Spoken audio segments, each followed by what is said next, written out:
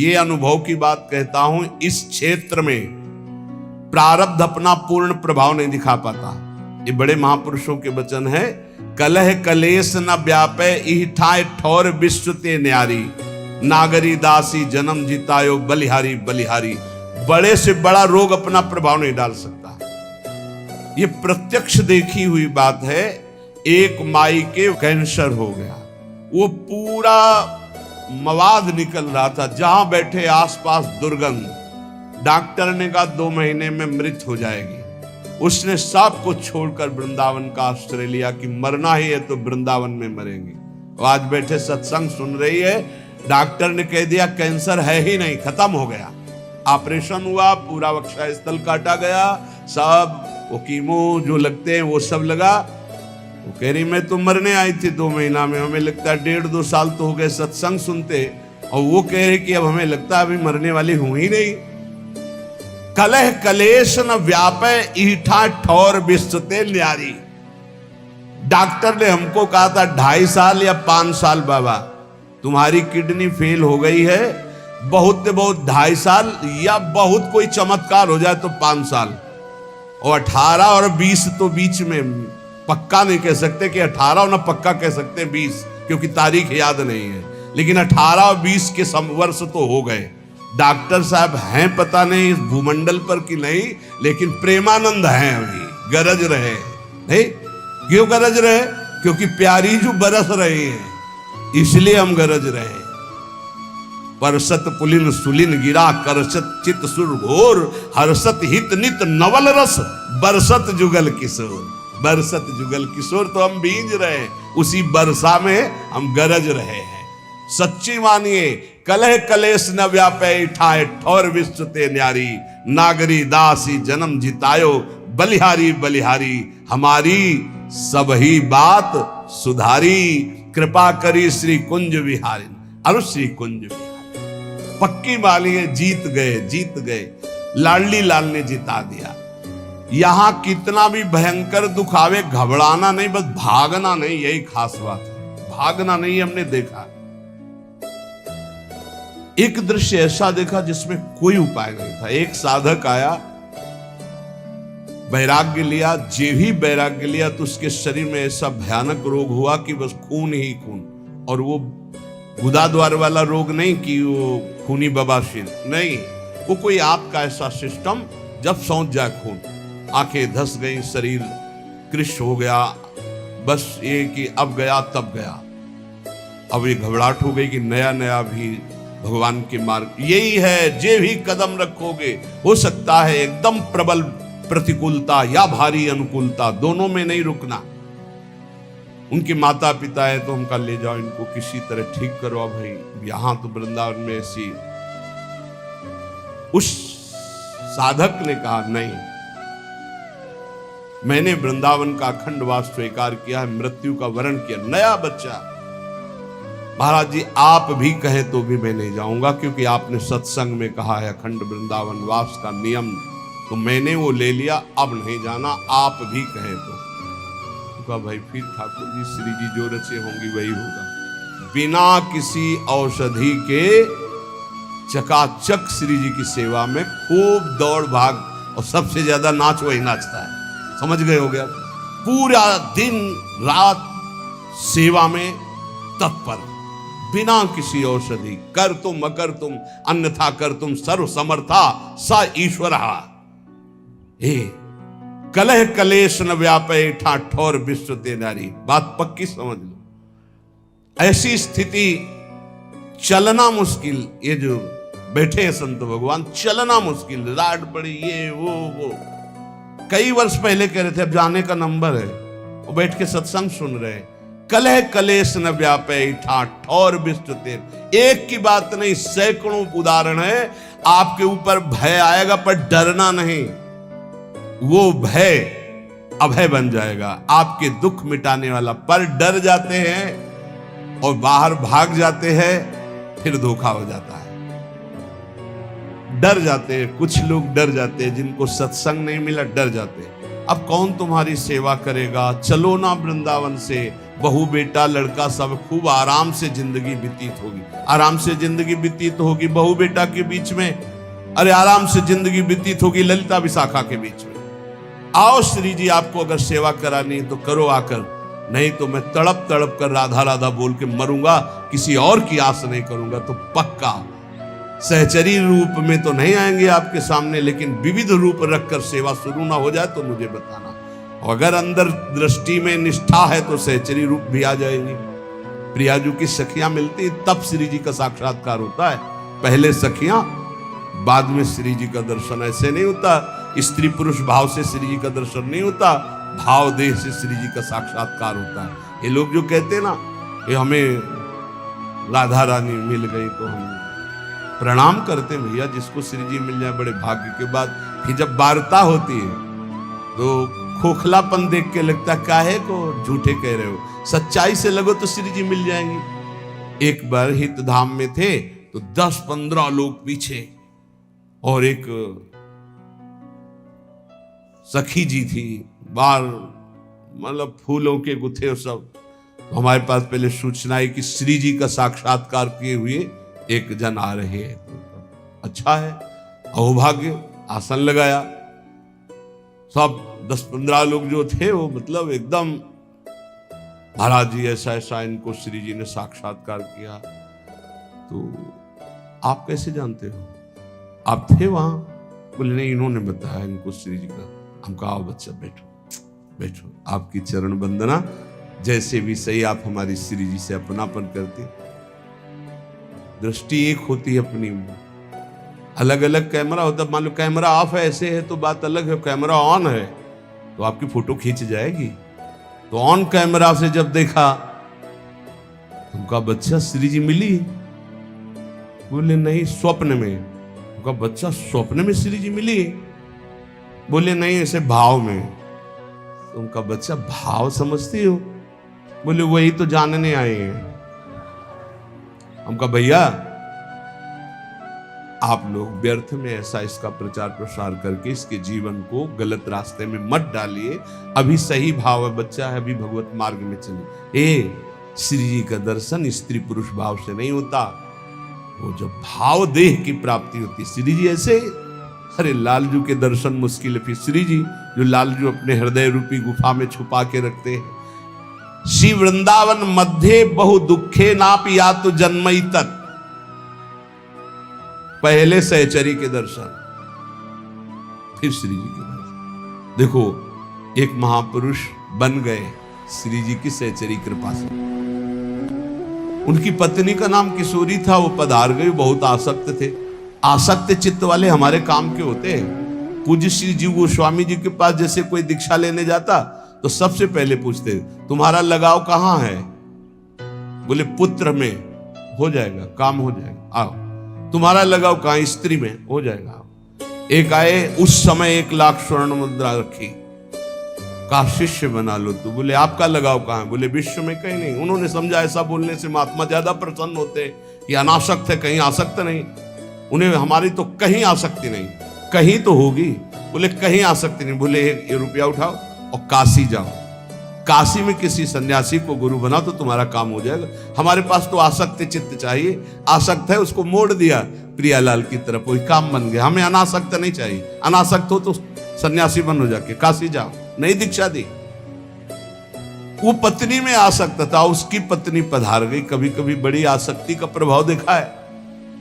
सैमसी में गुरु आश्रम में थे तो एक वयोवृद्ध आए, तो पूजा सुबह करने के लिए बस एक ही छवि निकाल के एक माता जी की रखी।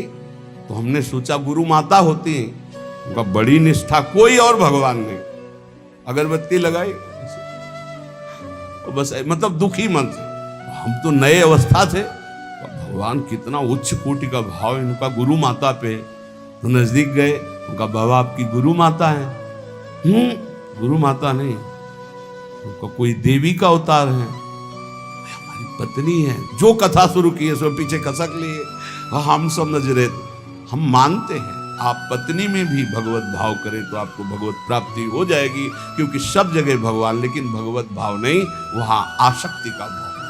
अगर आसक्ति का वही भाव मोड़ दिया जाए प्रभु की तरफ तो बहुत जल्दी लाभ मिल जाता है, क्योंकि आसक्त चित्त होता है। जैसे बिल्व मंगल जी केवल चिंतामणि में आसक्त, तो मोड़ कर दिया तो इंद्रनील मणि में आसक्त होने में देर थोड़ी लगी। गोस्वामी तुलसीदास जी पत्नी में, प्रिया में ऐसा प्रेम उनका, जितना चाम में उतना राम में करते, ऐसा मोड़ हुआ, महापुरुष बन गए। वो इतने बावरे किशोरी, हा किशोरी, धन्य है कि उनकी पत्नी का नाम किशोरी था, क्योंकि परम पावन स्वामिनी जी का नाम किशोरी जी है। अब वो बरसाने कोई दर्शन करने आ रहे थे तो ऐसे बावरे बने संग आ गए। लोग गए मंदिर दर्शन करने, वो नहीं गए, पहाड़ में चढ़ गए, लता पता एकांत में बस वो अपनी पत्नी का ध्यान करके, किशोरी तुम्हारे बिना जिया नहीं जा रहा। दोपहर व्यतीत की, शाम व्यतीत हुआ, रात्रि में वो एकांत क्षेत्र, तो उनका और भाव बड़ा, चिल्ला करो हा किशोरी। लाडली जू और लालजू, हमारे लाडली लालजू गहवर वन में विहरण कर रहे थे। देख सखी राधा पिय केल, हरिवंश चंद्र जू कह रहे, ये दो खोरी खीरक गिर गहवर, बिहरत कुंवर कंठ भुज मेली। वहां मोरकुटी में, अभी आपने सुना था एक दिन तटिया स्थान के महान महापुरुषों के वचन, बिहारी बिहारी जी का भाव करके दर्शन करने को वहां प्रिया प्रीतम में आवेश आया बिहारी बिहारी। ये परम पावन धाम है। प्रियाजू ने कहा ललिते देख मुझे कोई पुकार रहा है। ललिता जी ने कहा प्रियाजू आपको ले पुकार रहा है, उसकी पत्नी मर गई है, वो अपनी पत्नी के प्रेम में पागल होके किशोरी किशोरी पुकार। बोले आदि नाम माने प्रथम नाम तो मेरा किशोरी है ना, वो मुझे पुकार रहा है, तुम मुझको लिवा के लाओ। तो स्वामिनी की आज्ञा शिरोधार्य। ललिता जी ने सोचा इस जीव का कितना सौभाग्य कि योगींद्र मुनींद्र जिनको ध्यान में नहीं धर पाते, स्वामिनी जी कह रहे लिवा लाओ मेरे पास। जीव ही ललिता जी उसके सामने प्रकट हुई, संपूर्ण विद्या का नाश हो गया। ये देखो कृपा नाम की, किशोरी नाम की कृपा, राधा नाम की कृपा, श्यामा नाम की कृपा। जीव ही महान सामर्थ्यशाली ललिता जी प्रेम बपू प्रकाशित हुई सामने, जीव ललिता जी को देख, खत्म अविद्या, खत्म स्त्री की आसक्ति खत्म। उसने कहा चल तेरे को हमारी स्वामिनी बुला रही। यंत्रवत जीव ही स्वामिनी जी को देखा, उस उच्च कोटि की धारणा प्रकट हुई जो रसिकों की धारणा होती है। तत्काल भाव की प्राप्ति हुई, तत्काल देह भाव छूटा और सहचरी भाव की प्राप्ति। वो बहुत बड़े महान संत बनकर इस धराधाम को पावन किया। श्री अली किशोरी जी, अली किशोरी जी नाम के महाभागवत श्री जी का बड़ा पावन यश गान किया। हमारी स्वामिनी जी का ये ब्रज 84 कोश वृंदावन बरसाना, अगर कहीं यहाँ की रज में तुम्हें कुछ ही दिन वास करने को मिले और आप नाम जप कर रहे हो तो धन्यवाद। और अगर कहीं अखंड वास मिल रहा तो कितना भी दुख आवे छोड़ना नहीं, क्योंकि वो सुख मिलेगा जो किसी साधना से नहीं मिलता। इसलिए कह रहे श्री वृंदावन मध्य बहु दुखे ना पियात जन्मई तक, मैं इस वृंदावन में ये जन्म भारी दुख में अगर हमारी परिस्थिति रहे तो भी बिताऊंगा। 50 को देखते हैं पूरे भाल पर तिलक लगा हुआ है और रिक्शा चला रहे हैं, कोई कुछ कर रहा है, कोई और धाम वास कर रहे हैं, अपने लड़के बच्चे को पालन पोषण कर रहे हैं और नाम जप कर रहे हैं प्रियाजू के धाम का। जीवन धन्य है भाई। भले तुम पोछा लगा कर यहाँ ब्रजवासियों के घर में उधर पोषण करते हो तो तुम बहुत बड़े महात्मा के समान हो, क्योंकि धाम वास कर रहे हो, प्रियाजू का यश सुन रहे हो। लोकोत्तर सुख संपत्त्यापिन चान्यत्र में निमिषा। प्रार्थना है यहाँ के किसी जन को लुभायमान करके मत ले जाना, नहीं तो अपराध लगेगा। मान लो कोई ऐसा, चल हमारे यहाँ घर में पोछा लगाना, तुझे सब खान पान सामग्री, कभी ऐसा मत करना। तुम्हारे अंदर दया आवे तो यहाँ एक झोपड़ी बनवा कर उसको यहाँ वास दे देना, वो मांगेगा खाएगा, भगवत प्राप्त होगा तो आपका कल्याण हो जाएगा। यहाँ के किसी जीव को मत ले जाना। यहाँ के तोता, यहाँ पशु पक्षी, यहाँ किसी की, यहाँ की तुलसी, यहाँ के कोई यहाँ का ब्रज 84 कोश का कोई भी लता, कोई भी ऐसा कभी बाहर मत ले जाना। यहां की केवल रज ले जा सकते हो और कुंडों का जल ले जा सकते हो। ये आप अपने सेवन के लिए चरणामृत ले जा सकते हो, बस। कभी गिरिराज जी को मत ले जाना कि गिरिराज जी की शिला उठाई, हम घर में अभिषेक को पूजन करें। व्रत 84 को उसके बाहर नहीं, भारी अपराध बन जाएगा। यहां की तुलसी जी को बाहर मत ले जाना, बाहर की तुलसी जी यहां लाके लगा देना। यहाँ की किसी लता पता की वृंदावन की तमाल है अपने ले जाते हैं और अपने बगीचे में लगाएं, कदापि नहीं, भारी अपराध बन जाएगा। क्योंकि वो महापुरुष वृंदावन सेवन के लिए प्रकट हुआ था, आप उसका वृंदावन चुरा रहे हैं तो आपकी बहुत हानि हो जाएगी। ये सत्संग के द्वारा ही ज्ञान होता है। रजरानी, यहाँ का प्रसाद, यहाँ के कुंडों का जल, यहाँ का चरणामृत, ये ले जा सकते हो आप। बकाया यहाँ की किसी भी जड़ चैतन्य को मत ले जाना। ये सब प्रियालाल के निज जन है, नहीं तो आपका अपराध बन जाएगा कि चलो भाई वृंदावन आए, एक तुलसी का वृक्ष ले चलते हैं, अपने यहाँ लता लगा लेंगे। नहीं नहीं नहीं, बाहर से ले आओ, यहाँ आरोपित करो, यहाँ लगा दो, तो परम पावन वृंदावन वास करा दिया तुलसी जी का। लेकिन यहाँ से कभी बाहर मत ले जाना। यहाँ कोई पशु पक्षी के बच्चे को देखा, चलो हम ले चलते हैं, पालन करते हैं। नहीं नहीं, यहाँ दुख में जीवन व्यतीत करने पर भी उसे प्रियालाल की प्राप्ति होती है। तो वृंदावन में वास करने से क्या मिलेगा? बोले कर तल कलित कपोलो गलदस्तुर्लोचना कृष्ण कृष्णेति विलपन रहस्य कदा श्याम वृंदारण्येत्य किंचनो धन्यः। हथेली पर कपोल रख के अश्रु प्रवाह करते हुए हा कृष्णा कृष्ण, हा श्यामा श्याम कहकर जोर जोर से किसी लता के नीचे बैठकर रो रहा है।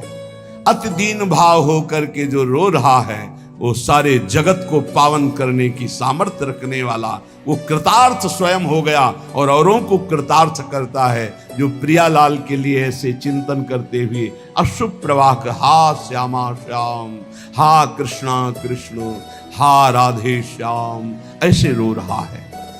मानापमान कोटि भी रक्षुभितात्मा समस्त निरपेक्षः वृंदावन भुवि राधा नागर माराधे कदा मुदिता। करोड़ करोड़ बार अपमान हो तो भी क्षुभित ना होना, वृंदावन मत छोड़ना। यहाँ के लोग तो बहुत कड़ुआ बोलते हैं, यहाँ के लोग बहुत ऐसा, और चल दिए। नहीं नहीं, बहुत घाटा हो जाएगा। कांटे में ही फूल खिलता है गुलाब का। आसपास कांटों से बचा के फूल को ग्रहण करो। यहाँ बाढ़ लगी हुई है ऐसी, जल्दी प्रिया प्रीतम में आसक्ति नहीं होने पाएगी। बाहरी ऐसे कटुवचन, बाहरी ऐसा व्यवहार, बिल्कुल क्षुभित मत होना।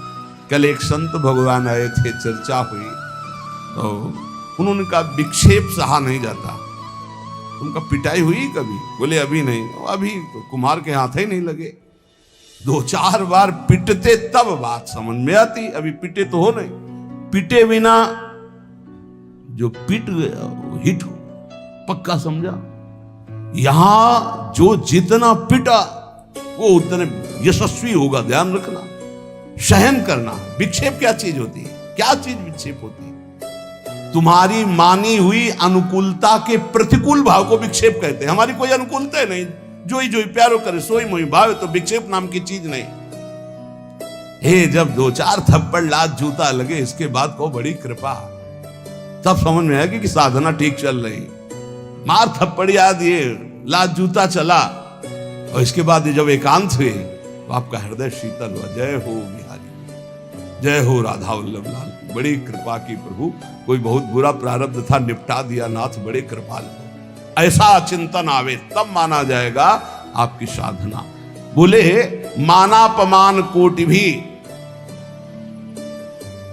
करोड़ों प्रकार से तुम्हारा अपमान हो तो भी क्षुभित नहीं होना, और करोड़ों लोग मान करें तो हर्षित नहीं होना। नहीं हो, ये नहीं होगा। यदि वृंदावन का आश्रय लिए हो, रसिकों का संग करते हो, प्रियालाल में थोड़ा भी नाम जपने का भाव है तो सामर्थ्य आने लगेगी। ये बहुत ऊंचाई में बैठ गए हो, अपने तो सबसे मिलते हैं ना, पता चलता है 50-50 वर्ष हो गए, अभी साधना का स्वरूप नहीं जाना।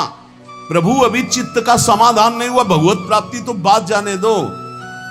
और सत्संग सही मिल जाए तो बच्चे बच्चे में चित्त का समाधान हो गया। बच्चे बच्चे में, जो 50-50 वर्ष साधना में नहीं, वो एक बच्चा आपको बता सकता है कि आपका साधन क्या है, आपका साधन क्या है, आपका साध्य क्या है। बस एक ही ठसक से निकलेगी, हमारी महारानी श्री राधा रानी, हमारी महारानी श्री। पक्का समझो ये जो तुम्हें मिला है ना, ये वृंदावन रज रानी और रसिक जनों की अपार कृपा से मिला है। ये सब साधनों का सार है। मानापमान कोटि भी क्षुभितात्मा समस्त निरपेक्षा। कभी भी क्षुभित ना होना तुम्हारा मान अपमान हो। मान में क्षोभ हर्ष होता है, खूब मान हो रहा है तो हर्ष होता है, वो डरेगा अपमान से। ये डर हटा दो, मान को स्वीकार न करो तो अपमान का डर नहीं होगा। बहुत बड़ा डर होता सम्माननीय पुरुष को निंदा का। जो मान को ग्रहण करता अपमान से भयभीत होता है। जो मान अपमान को धूल समझता है वही भगवान के मार्ग का पथिक होता है। न मान में हर्ष न अपमान में शोक। लेकिन बातें बनाना, प्रवचन करना सरल है, जब अपमान होगा तब छाती में ऐसी कोई मशीन नहीं है कि नाप के दिखा दिया जाए। नहीं, उस समय देखो क्या उथल पुथल होता है। वही मुझे प्राण प्रिय है जो ना किसी को उद्वेग देता है, ना किसी के उद्वेग देने पर उद्वेगित होता है। वो महान भागवत है।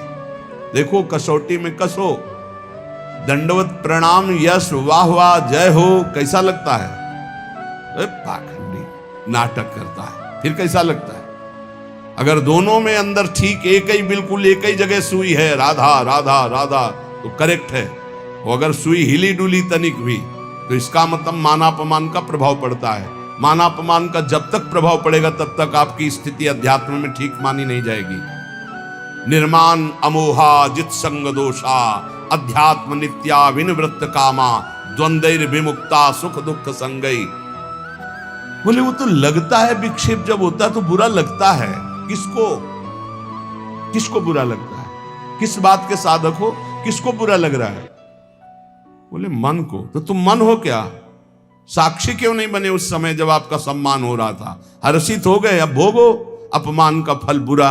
अब आपके अंदर द्वेष आएगा, आपके अंदर बुरा भाव आएगा। सम्मान को नहीं भोगोगे तो लिख लो, अपमान बुरा नहीं लगेगा। राग आपका कहीं नहीं होगा तो द्वेष आपको कभी दुख प्रदान नहीं कर सकता। किसी सुख में सुखी नहीं हुए तो कोई दुख आपको दुख दे ही नहीं सकता। वही प्रसन्नता और आनंद को प्राप्त होता है जो सुख दुख समय कृत्वा, जो सुख दुख में समान भाव रखता है। समस्त निरपेक्षा, किसी भी व्यक्ति वस्तु स्थान की अपेक्षा मत रखो।